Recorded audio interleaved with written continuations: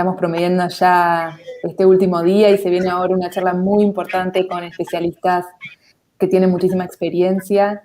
Veníamos escuchando sobre procesos de violencia institucional que se dan en América Latina y necesitamos también poder comprender cuál es la situación de nuestros derechos digitales, qué procesos de vigilancia se están sucediendo en la región y cómo afectan nuestra privacidad y libertad de expresión. Así que le damos paso a Derechos Digitales en Pandemia. Este espacio va a ser moderado por Gabriela Did, que maneja el portafolio de inversiones filantrópicas de Illuminate para América Latina. Previamente se desempeñó como Program Manager en Google Argentina, es magíster en Políticas Públicas y Gerenciamiento del Desarrollo por la Universidad de Georgetown y es licenciada en Sociología y Ciencia Política por la Universidad de Buenos Aires.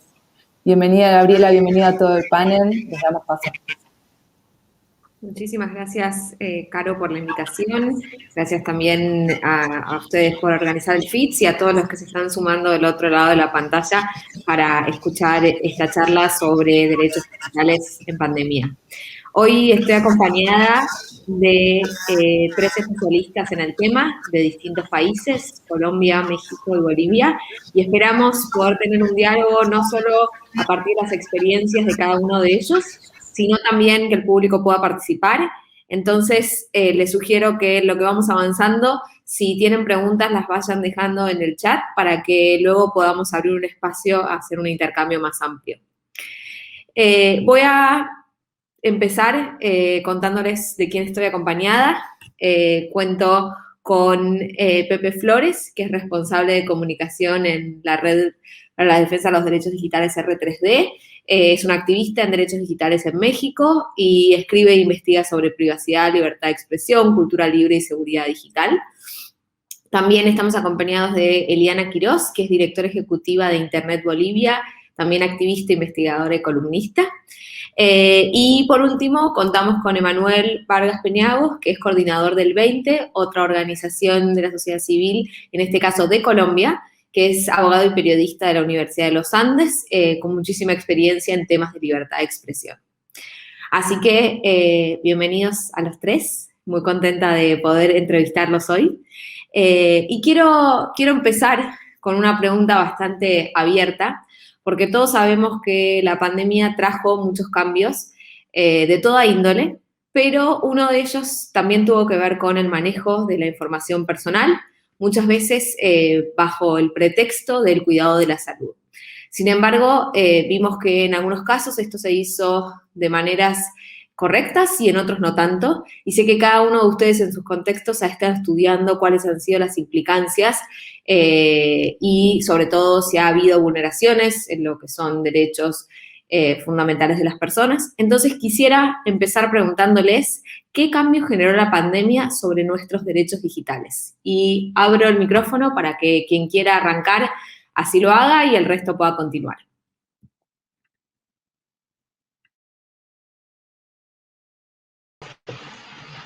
Si quieren yo comienzo. Bueno, yo lo que quería comentar es que, pues algo que hablábamos cuando estábamos preparando esta charla es que los problemas para los derechos humanos en entornos digitales en Colombia, y yo creería que en buena parte del mundo, en muchos casos no son nuevos, sino que son como reediciones de problemas anteriores o son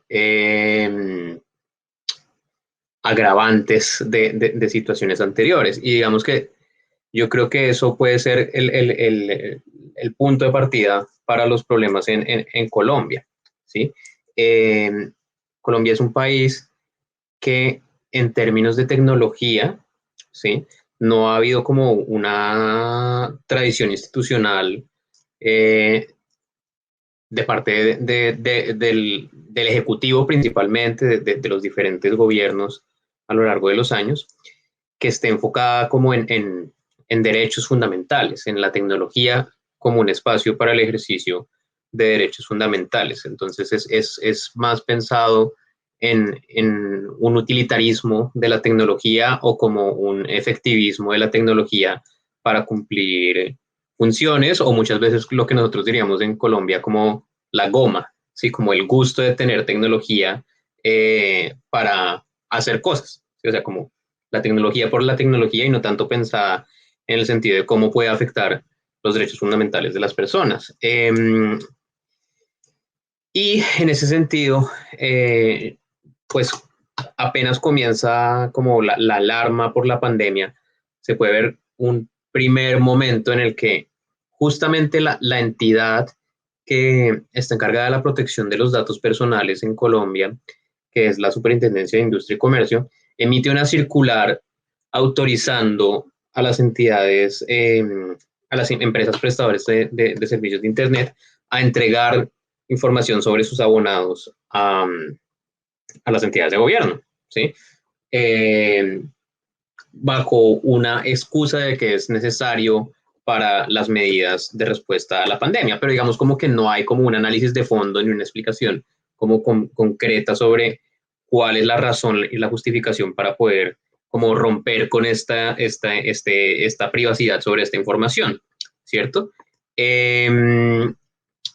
Y a partir de eso se ven muchos momentos, pues esto generó cierto rechazo de la sociedad civil, las organizaciones con las que nosotros trabajamos en Colombia en temas digitales, hicimos una serie de pronunciamientos y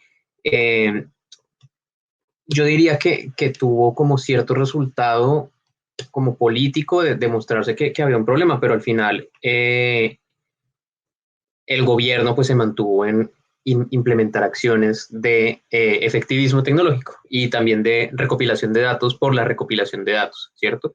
Recopilación de información por la recopilación de la información y pues digamos ahí claramente aparece lo que nosotros conocemos como CoronaApp, que es pues la versión colombiana de estas apps de seguimiento, de contact tracing, aunque pues su función de contact tracing está un poquito puesta en duda, pero digamos como pensando simplemente en una aplicación que nos va a servir para salvar vidas, siempre mandando el mensaje de que se va a utilizar para salvar vidas, pero digamos nunca se logra ver como cuál es su efectividad y digamos la forma en la que se promueve siempre es pensando en la obligatoriedad o digamos generando confusión sobre la obligatoriedad y no tanto sobre algo implementado dentro del contexto de una política de salud pública, ¿sí? Que permita como conectar la recopilación de información por diferentes fuentes, digamos, la generación de confianza con los usuarios, ¿sí? Entonces, pues eso es un problema. Y además, pues obviamente tiene unos problemas de transparencia en el hecho de que ha pues costado un montón de, o sea, no es la aplicación más cara del universo, tampoco es como la cosa más costosa que se haya gastado el gobierno, pero digamos para algo que no ha cumplido como las expectativas, que no se ha promovido como de una forma transparente y como que de verdad se sienta que hay una protección de los derechos, una preocupación por los derechos de los usuarios, pues, pues es un montón de plata. ¿Sí? Son 700 millones de pesos, que eso es aproximadamente unos 250.000 dólares, un poquito menos, pues con el flujo de la tasa de cambio. Pero pues digamos, es plata, ¿sí? Es dinero y digamos como que duele un poco ese gasto de dinero en estas cosas. Y pues también sucede que los diferentes gobiernos locales también implementan sus propias tecnologías, empiezan a ser creativos con el uso de tecnologías. Entonces, por ejemplo, está el caso de las alcaldías de Bogotá y de Medellín, que empezaron a utilizar información de los detectores, de los identificadores de publicidad de los celulares para decir que esta información servía para determinar que uno había estado cerca de alguien contagiado y que esto significaba que yo tenía que aislarme en mi casa, cosa que es absolutamente falsa, porque pues con esa información no se puede determinar que uno estuvo cerca de un contagiado, simplemente indica que estuve en un sitio, ¿sí? Y pues también está el lado cuestionable de que el gobierno esté utilizando información de datos de publicidad, básicamente de data brokers, ¿sí? Para sus actividades gubernamentales, ¿sí? O sea, como que éticamente es grave legalmente puede que encuentren alguna forma de evadir la ley y decir que sí está dentro de la ley, pero pues es una cosa bastante preocupante en términos de derechos de los usuarios y que cuestiona mucho cuál es la visión sobre la salud pública, ¿sí? Como algo más sobre vigilancia, coerción y no tanto confianza con la ciudadanía, ¿sí? Y pues bueno, o sea, hay muchos más problemas que pues yo creo que pues los podemos seguir conversando ahorita para no abarcar la conversación, pero digamos, casi todos son el agravante de los derechos. Entonces, por ejemplo, había una gran brecha de acceso a la justicia desde antes de la pandemia. Durante la pandemia hubo como una urgencia de acelerar la digitalización de los procesos judiciales, cosa que está bien, pero digamos, eso ha servido para que el servicio judicial siga funcionando, pero digamos, no ha servido para solucionar la brecha de acceso a la justicia que ya existía y en algunos casos ha podido acrecentarla, porque pues obviamente la gente no tiene el mismo acceso y pues obviamente las prácticas también del manejo de la información dentro de las entidades judiciales pues no está pensado en lo digital, ¿sí? Entonces como que no está pensado en las comunicaciones por correo, las notificaciones por correo, son como cosas muy prácticas, pero que terminan impactando el ejercicio de los derechos. Y pues claramente pues tenemos un largo contexto que pues creo que lo estaban hablando en la anterior conversación de represión frente a la protesta. Y la represión frente a la protesta pues ha estado excusada en el COVID y pues digamos, en algunos casos uno podría decir que válidamente, pero en algunos otros casos simplemente se ve que es como una excusa, una razón para poder restringir la protesta.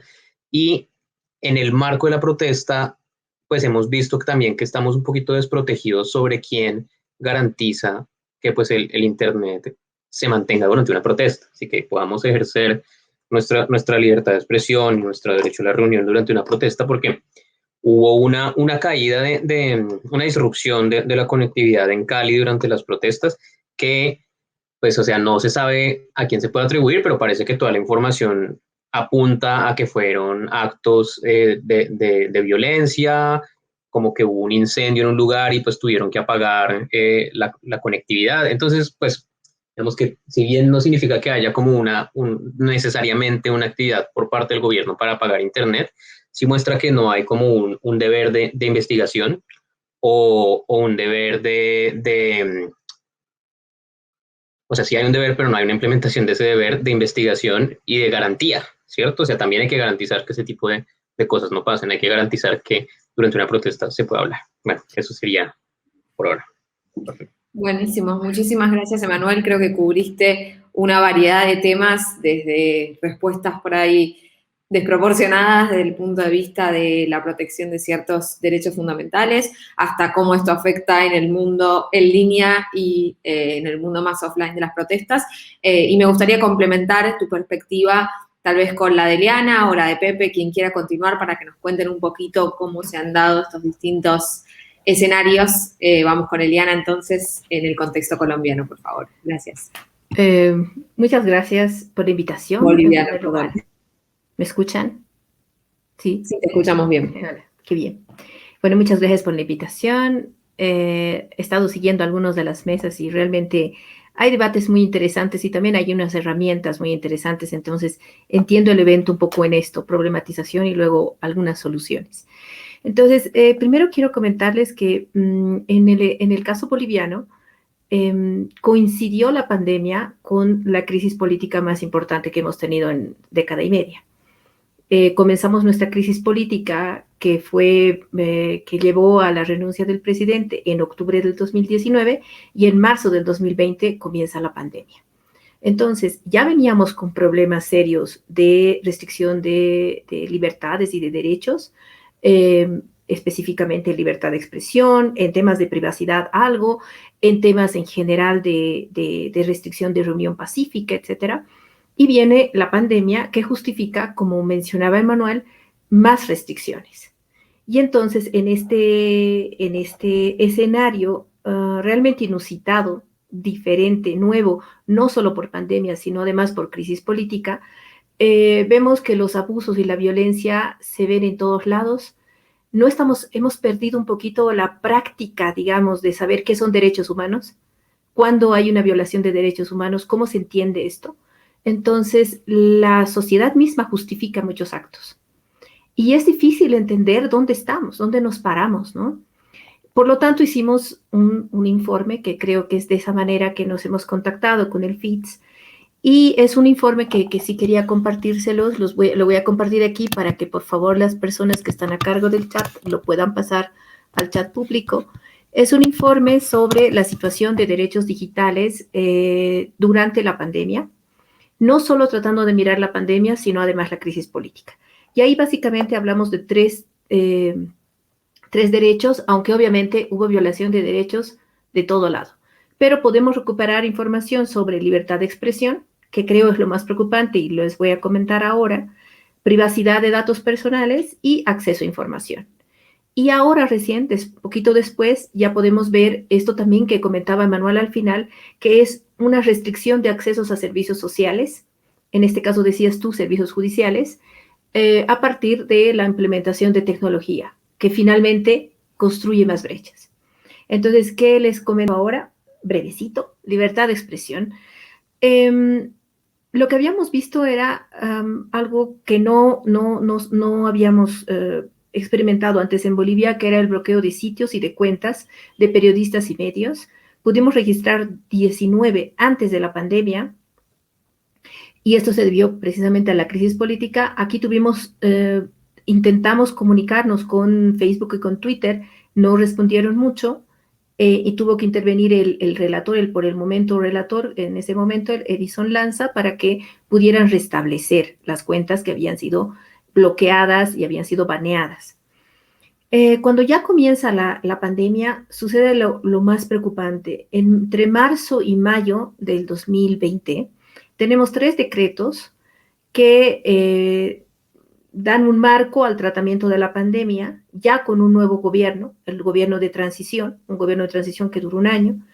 Y estos decretos además mencionan que se va a tomar preso a cualquier persona o expresión artística inclusive que esté generando contenidos que desorienten a la población o que generen incertidumbre, entendiendo esto como desinformación. Pero es una normativa demasiado amplia para tratar un caso o varios casos de desinformación que entiendo eran legítimos, es decir, hemos tenido procesos de desinformación muy serios alrededor del coronavirus. Pero criminalizar de esta manera la libertad de expresión que se puede estar dando legítima o ilegítimamente es excesivo.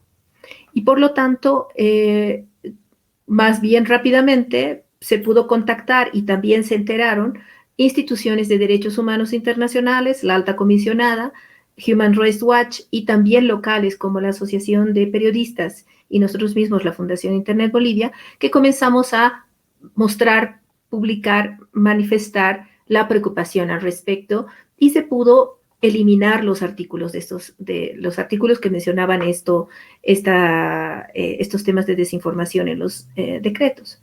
Sin embargo, después de que se eliminaron estos artículos, se siguió haciendo ciberpatrullaje y se detuvo a muchos activistas. Es decir, ya no había marco legal que permitiera hacer esto y desde el Ministerio de Gobierno en especial se siguió haciendo esto. Estamos haciendo investigación al respecto, pero lo que tenemos hasta ahora es que hay al menos 5 o 6 personas que se han sido tomadas presas, tanto exfuncionarios de gobierno como activistas.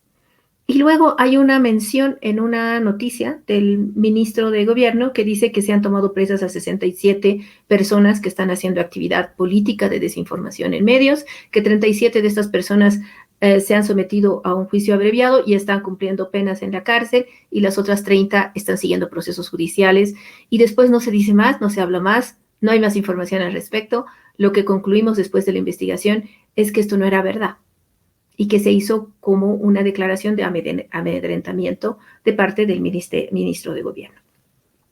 Este es el tema de libertad de expresión del que quería compartirles más. Privacidad también es un problema. Les voy a decir mucho más brevemente esto. Hay temas de exposición de datos personales que seguramente se han dado también en Colombia y en México y en otros países en la región, que es mencionar que hay personas que que han tenido COVID muy al inicio de la pandemia y tomar, hacer como un diagrama de la familia de las personas, dar la dirección y decir que si han estado en contacto con esta persona, tienen que hacerse la prueba y esto compartirlo por grupos de WhatsApp. Sea o no sea verdad, hay carnets de identidad, hay nombres, hay fotos, etcétera, que se comparten. Y esto ya no es del gobierno, es de la misma gente, entendemos. Es decir, son grupos o son personas individuales que hacen esto. Y después una preocupación, sí, tuvimos nuestra Corona App, se llama Bolivia Segura, y esta, digamos, dos cosas preocupantes en esta aplicación es una, que se abre a interoperabilidad incluso con Fuerzas Armadas y Policía. Y eso luego se utiliza de buena manera, digo, porque se dan bonos y los bonos es muy difícil que lleguen a zonas fronterizas donde sí tiene presencia las Fuerzas Armadas.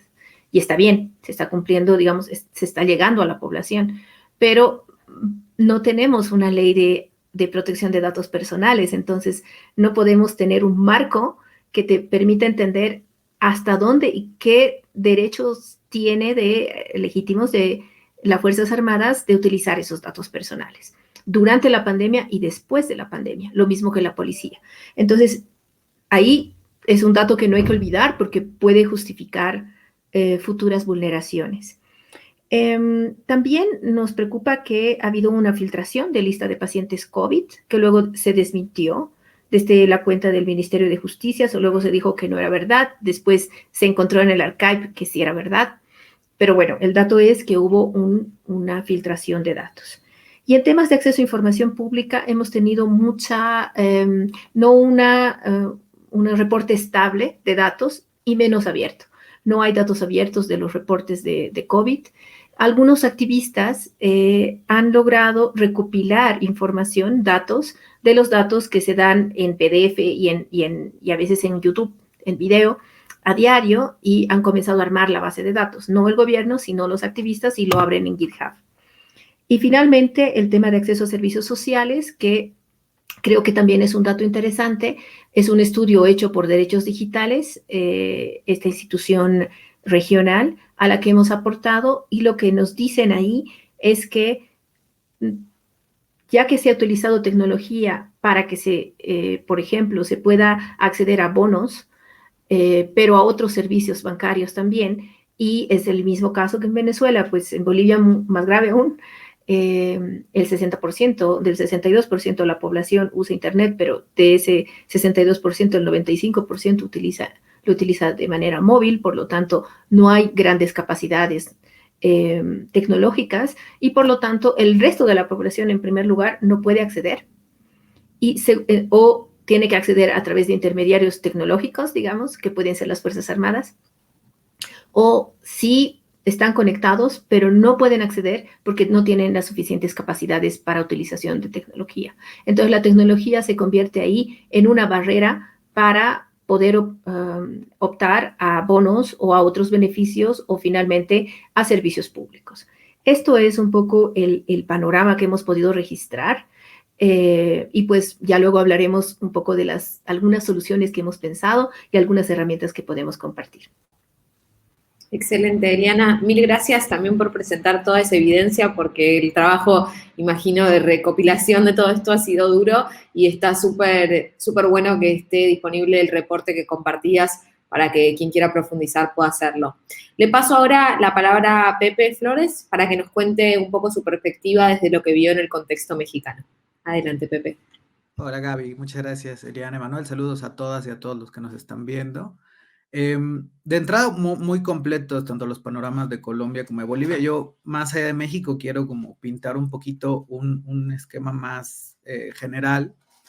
Creo que algo que dice Eliana que es muy importante es que cuando hablamos de derechos digitales estamos hablando de derechos humanos y de derechos fundamentales, ¿no? De cómo mediante herramientas tecnológicas o a través del entorno digital podemos tener acceso y el ejercicio efectivo de estos derechos. Como tal, yo coincido con mis colegas, creo que ha habido varias áreas en las que ha impactado la pandemia, principalmente en privacidad, vigilancia, protección de datos personales, libertad de expresión, por supuesto, y sobre todo en el ángulo de la desinformación. Y yo quisiera, después de la muy buena explicación que han dado ambos, también ahondar en dos matices muy importantes, que son la brecha digital o el acceso a Internet, que también tiene un impacto de género, que creo que es importante resaltar, y el acceso al conocimiento o el acceso a la información, ¿no? En primer lugar, hablando, digamos, de la brecha digital, esta digitalización que bien dice Manuel, ¿no? La digitalización de los servicios públicos, el acceso a los servicios públicos es muy importante.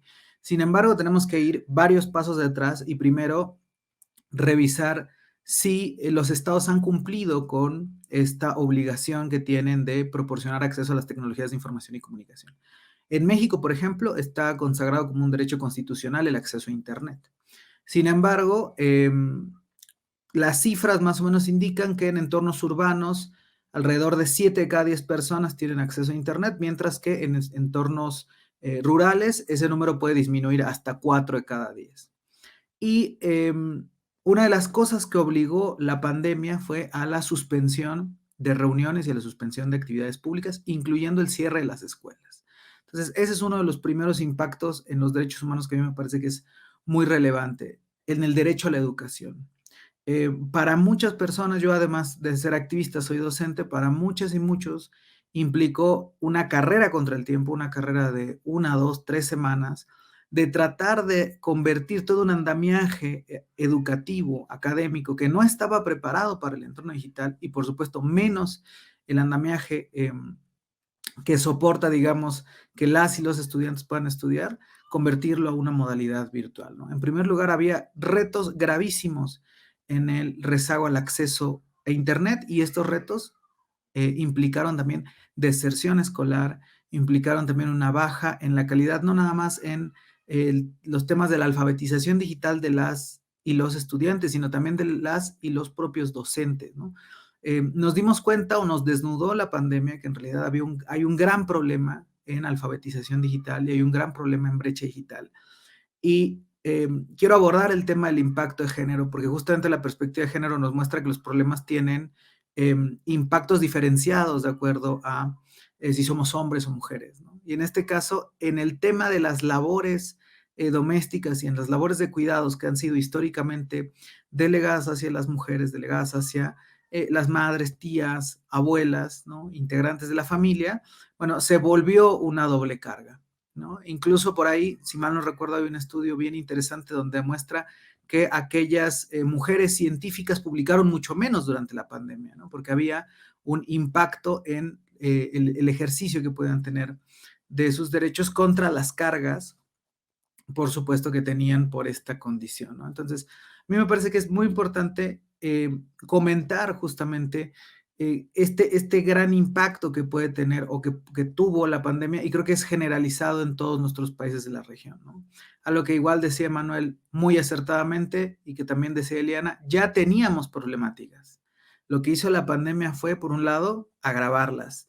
Y en segundo lugar, algo que me gusta también mencionar mucho y tiene que ver con el ángulo justo de libertad de expresión y de privacidad, es que hay ciertos sucesos o coyunturas mayúsculas que le dan una especie de manga ancha a los gobernantes para buscar mayores mecanismos de control, ¿no? Por ejemplo, en el caso brasileño, cuando fueron los Juegos Olímpicos y el Mundial en Brasil, eso sirvió para incrementar la inversión en videovigilancia del espacio público, vamos a poner un ejemplo, ¿no? Entonces, ¿qué es lo que estamos viendo con estas aplicaciones? La Coronap, por ejemplo, en el caso de Colombia, ¿no? En otros lugares, el control de pasaportes en Argentina, ¿no? Lo que vamos viendo es que los gobiernos están buscando formas de recopilar mayor información sobre las y los ciudadanos, y la pandemia de la COVID-19 les da un pretexto.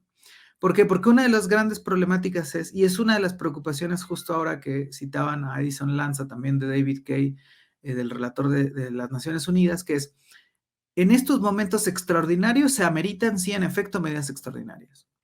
Pero es muy difícil que un gobierno suelte los poderes extraordinarios que se le dan, ¿no? Entonces, en realidad, la sociedad civil está vigilante de que estos poderes invasivos hacia la privacidad, también invasivos sobre las facultades que tienen en la regulación del discurso, ¿no? En este caso, por ejemplo, con el pretexto del combate a la desinformación, la pregunta es cuándo van a soltar entonces esos poderes, o si los van a soltar, ¿no?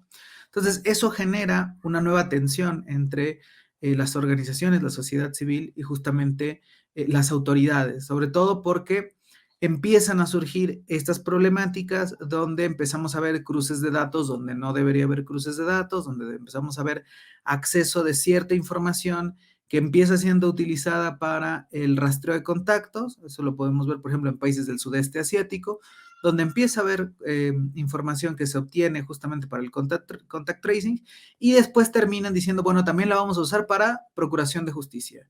Y luego, bueno, también la vamos a usar para decisiones algorítmicas para ver si obtienes un seguro o no, para ver si obtienes un crédito o no. Entonces, todas esas cuestiones comienzan a volverse sumamente problemáticas. Y cierro justamente esta intervención porque me parece que lo que ha hecho la pandemia, que además es y sigue siendo una situación lamentable por la enorme cantidad de pérdidas humanas, es que ha mostrado la ineficacia que hemos tenido desde los marcos legales y desde los marcos jurídicos en encontrar formas donde se garanticen los derechos al tiempo que se están buscando estas soluciones. Y no solo pasa desde los marcos jurídicos, y no solo pasa desde los gobiernos, también, bien lo decía Eliana, ¿no? De pronto desde las prácticas de a pie, ¿no? Esta idea de pronto decimos en México de quemar a las personas, mira, en esa colonia está alguien que está padeciendo de COVID, entonces sin querer divulgamos toda su información personal. Las prácticas de vigilancia que ahora se han vuelto más comunes también dentro de la iniciativa privada. La educación, por ejemplo, empieza a poner ciertos requisitos que antes no existían. Ahora hay que videograbar las clases y entonces estamos bajo este panóptico. Y ahora hay que registrar la hora de entrada y la hora de salida en el teletrabajo. Y ahora hay que instalar este software que se da cuenta si tienes abiertas más de 2 pestañas o si pasaste más de 3 minutos fuera de estar viendo la pantalla de tu trabajo, le está avisando a tu jefe, a tu jefa, qué es lo que estás haciendo, ¿no? Estamos naturalizando una vigilancia porque es negocio para alguien, por un lado, y por segundo lugar, porque genera mecanismos de control, ¿no? Entonces, yo lo pondré así, ¿no? Como si hay algo en donde los derechos digitales se han visto afectados durante la pandemia, es en esto, en que tenemos que repensar las alternativas de entrada de acceso a la tecnología y en segundo las facultades y quiénes pueden usarlas y hasta qué límite respecto a nuestras libertades. Muchas gracias, Pepe, por añadir esas otras aristas que creo que complementan muy bien lo que nos habían contado Manuel y Eliana. Y sé que podríamos hablar de un montón de cosas, como entrar a profundizar algunos de los problemas que tuvieron las soluciones desarrolladas por los gobiernos, como era Corona API, etcétera. Pero viendo el tiempo y viendo algunas de las preguntas que hizo el público, creo que hay un foco de interés en saber desde la perspectiva de ustedes, desde lo que han visto, como cómo se genera ese equilibrio, ¿no? Julio, una de las personas que está en el público, nos pregunta cuáles deberían ser las prioridades a la hora de pensar en los derechos digitales para la gente en este contexto. Y creo que eso se trata mucho de balancear y de encontrar, como decías vos, Pepe, mejores equilibrios, pero imagino que ustedes tienen una respuesta un poco más amplia. Eliana habló de que nos iba a anticipar algunas soluciones, así que les quiero dar espacio para que me comenten un poquito cómo esto, dado que seguimos en esta crisis y probablemente sigamos, podría pensarse de una mejor forma en el futuro. ¿Quién quiere arrancar?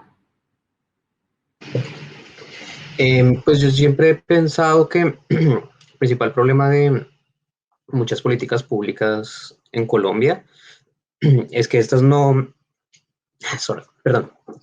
están enfocadas desde una perspectiva de derechos humanos, ¿cierto? Entonces, las políticas de tecnología, por lo general, pues como lo mencioné, están pensadas más en acceso, conectar, que pues también es importante, pero se piensa más, no se piensa como desde una visión de derechos humanos. Eso yo creo que es algo fundamental. Creo que es importante en ese sentido que cuando se piensa en acceso, se piense más en el acceso para poder ejercer derechos, porque muchas veces, por ejemplo, en Colombia, lo que hay es un punto dentro del pueblo en el que se puede conectar las personas y se paran ahí, ¿sí? Pero digamos, como que no existe la misma posibilidad de utilizarlo como algo para poder acceder a derechos, acceder a información, expresarse, ¿sí? Sino que es algo que todavía es como muy distante de la ciudadanía y como que todavía no sirve como un espacio para poder ejercer los derechos.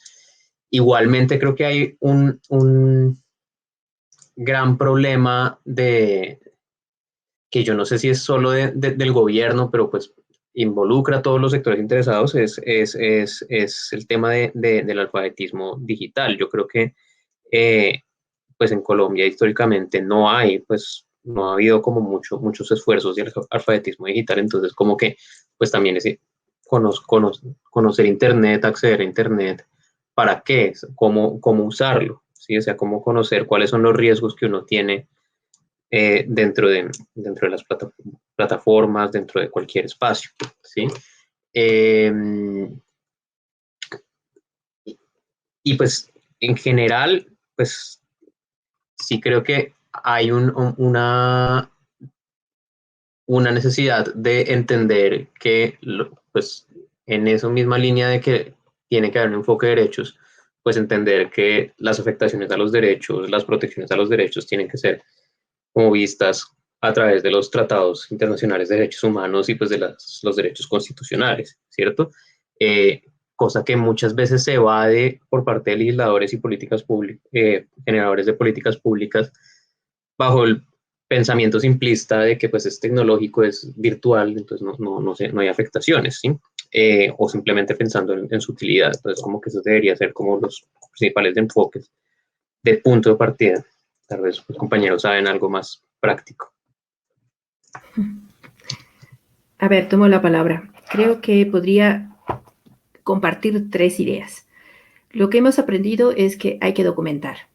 Es decir, la memoria es frágil, no sabemos, ahora lo escucho a Pepe, lo escucho a Manuel, y digo, eso también pasó en Bolivia, ¿no? Entonces, es bueno documentar para entender cuál es la problemática. Ha sido muy complejo, ha sido muy nuevo, entonces, ahí hemos hecho informes, pero hay que hacer más. Este informe, estamos haciendo uno de ciberpatrullaje y hemos hecho otro con derechos digitales. Documentar creo que es fundamental. Lo segundo, y es verdad, Pepe decía, hemos visto que el marco normativo no da, no es suficiente. Ya no ha dado para poder defender los derechos frente a la pandemia. Pues entonces hay que reformular. Hay que entender qué es lo que no está funcionando y comenzar a presionar desde la sociedad civil para generar los cambios necesarios en el marco. En Bolivia en específico, además, hay que desarrollar normativa. Como les decía, no tenemos ley de protección de datos personales y tampoco tenemos ley de acceso a información pública. Entonces, bueno, estamos trabajando ahora en promover la elaboración de la ley de protección de datos personales. Y de lo que un poquito quiero hablarles más, y creo que es un tema que no se ha estado hablando en los diferentes foros, es que creo que la tecnología sí tiene un rol en este caso, básicamente porque nos hemos digitalizado muchísimo. El mundo ha experimentado una digitalización y hay diferentes comunidades. Yo estoy en diferentes comunidades y me siento un poco en un rol diferente en cada una. Por ejemplo, hay una comunidad, de tecnología cívica, que entiende las soluciones a través de la tecnología. Es decir, le pones un problema social y lo va a pensar a través del uso de alguna tecnología, que está bien. Datos es otra comunidad un poco cercana a esta y entonces va a entender que las soluciones se pueden dar a partir de armar bases de datos, abrir bases de datos, ¿no? Comenzar a generar comunidad ahí. Y hay otra, por ejemplo, donde estoy más yo ahora, que es la de derechos digitales, que no habla tanto, o sea, no hace uso tanto de la tecnología como desarrolla una posición crítica al respecto de lo que hace la tecnología en derechos humanos. Hay otras, desarrollo de inteligencia artificial, hay otras de gente más techie que está desarrollando software, etc. Creo que todas las comunidades deberíamos ser capaces de conversar y de plantear los problemas y ver qué puede hacer cada quien y qué puede poner cada quien para comenzar a pensar en soluciones conjuntas. Para terminar, solamente son diferentes personas un poco las que están, diferentes perfiles. Derechos digitales es un ambiente de abogados. Tecnología cívica usualmente es gente más joven y está más techie. La de datos son cientistas de datos y así. Entonces, es a veces un poco difícil encontrar un espacio común, pero creo que es un reto que nos han lanzado como gente que está preocupada en estos temas y deberíamos ser capaces de poder conversar, reconocernos y mirar y lanzar propuestas. Muchísimas gracias, Eliana, y le paso por último la palabra a Pepe para escucharlo antes de cerrar el panel. Lo voy a hacer en un minuto, porque la verdad es que yo recupero lo que dijeron Emanuel y Eliana, me parece que es clave. La alfabetización digital y la participación multisectorial son clave para el ejercicio de los derechos digitales, no nada más en el contexto de la pandemia.